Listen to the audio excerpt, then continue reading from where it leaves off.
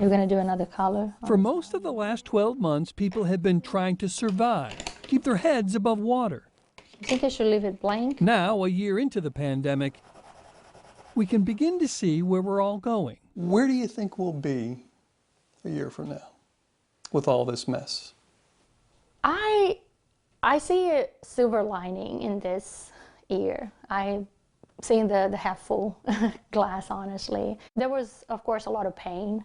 There's undeniable.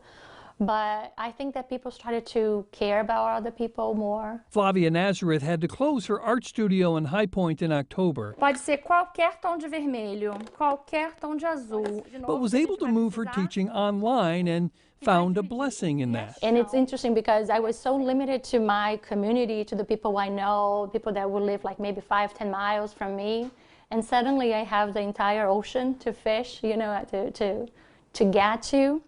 It's a different type of mindset in doing virtual classes online, but I was able now to connect with people in Brazil. So I'm teaching in Portuguese. Então eles iam para o mundo para pintar outdoors. It's the gospel. Although Evan Tanner is a church pastor and performs in community theater, he is by nature shy and found his own silver lining in the pandemic. I've become an extrovert through this. I'm a hardcore introvert. I want to say I'm not a true extrovert. Yeah, but I'm like getting there. But like I'm craving, like where I'm texting people now, like, hey, y'all want to get dinner tonight? And that was never me. But amid the new opportunities, there is the loss of little things that we had built our lives around. So what have you missed the most? Probably going out to eat. For Randy and Angela Smith, it's put a once active social life on hold. You lose the motivation to go do anything because you never know what's out there or what you're going to run into. Or I've turned into a kind of a homebody, you know, I want to stay home. Definitely, yes. Like now, I don't even want to go to the grocery store. I just want to get everything delivered. These poor And do you? delivery people.